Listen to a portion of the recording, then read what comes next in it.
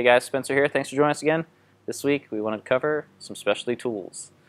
It's probably one of our best specialty tools, diff bushing remover for your 350, G35, 370, G37, early Q stuff.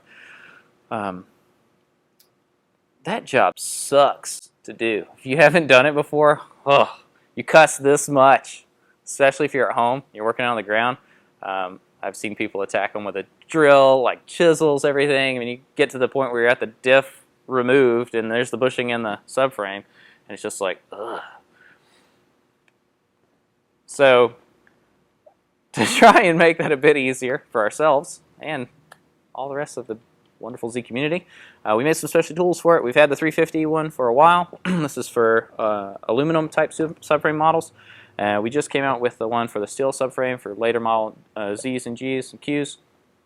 Unfortunately, they are a little different, so if you have both, you'll want both, or most folks are just one. So, very basic install though, and like I said, it takes the cussing from like this down to this. You know, we wished it would just jump out of the box and do it for you, but we're not there yet.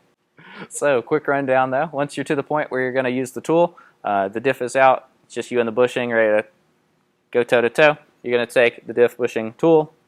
You're going to pass the threaded rod through said tool. You can use the step one, I don't know, we'll call this the gut ripper of the bushing onto the tool, and a little bit of lube there as well for us. And we're going to basically compress the tool to pull the bushing through and out and just rip the guts right out of it.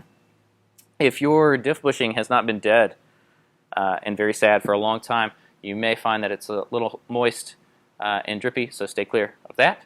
But if it's been dead forever, you know, whatever, maybe you're fine with that.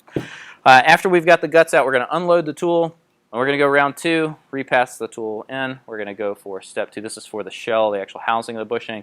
We're going to pull that guy out, and then we're set. So now we have an open subframe ready to receive that bushing. At which point you can just take your favorite lubricant, you know, lube up your bush and put it right in. Or if you're using something like a solid bushing, we offer an install tool with it that kind of goes with this together. We would freeze this overnight if possible, and take the parts kind of like this. We would go to install it, take the tool, it's got a bevel there. Our installation tool we would reverse, pass the tools through them, and help to draw it in. It does make it a bit easier. And you would just install that to where this face is even. If you were doing something with the install on the bushing, you can do it where this face is even on the crown, or you could even do it a little deeper on the Z1 bushing, and then once the diff is in, you could draw it back up with the insert and the nut. So pretty handy.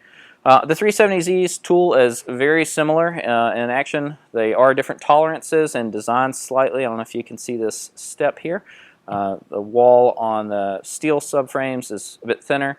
Fitment is tighter, so you may notice that we've got this rather girthy Acme threaded rod over here. That's so that we would go step one, just like the 350 kit with the small guy and the old good little gut ripper there. Again, mind the drip.